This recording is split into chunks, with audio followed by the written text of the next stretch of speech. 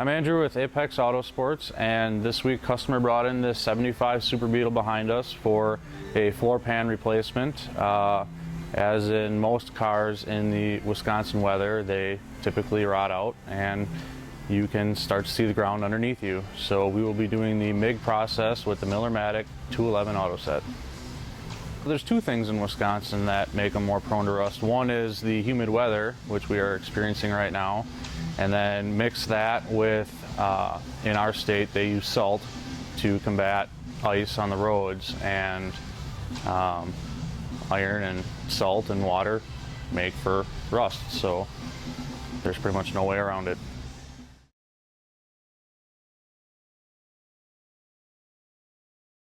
One of the big things we do is an epoxy primer.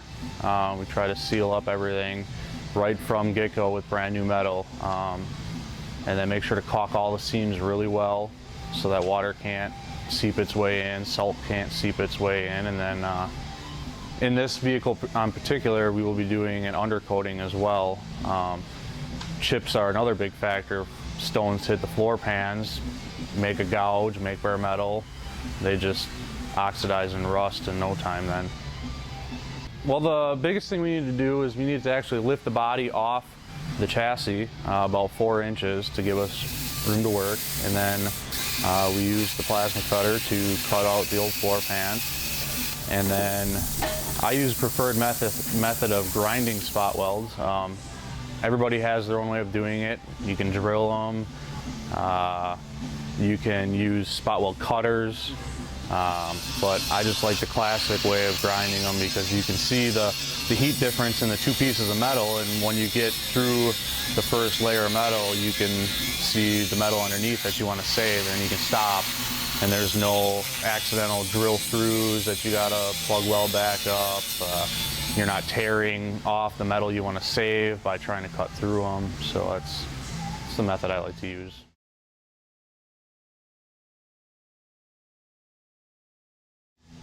The biggest thing that I'll have to do with this one is I'll have to run a little bit more heat. So I won't be using the auto set on this, unfortunately, but we're welding a 22 gauge floor pan to about an 1/8 inch thick structural piece of metal, and when you got two thicknesses that different, it's not just so easy as to, you know, set it up for one metal thickness. So we need a little bit more heat and temperature in there to penetrate the structural metal.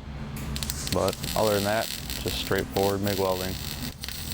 The heat setting is going to be set for an 18 gauge to try to split the difference in the thickness. And then I'm going to set the wire feed at about 30 to 35, see where it likes it.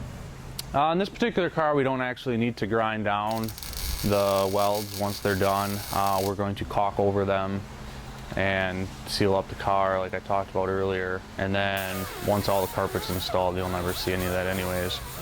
Plus my goal is to try to make as flush of a plug weld as possible, not have a huge dome sticking up above the floor pan.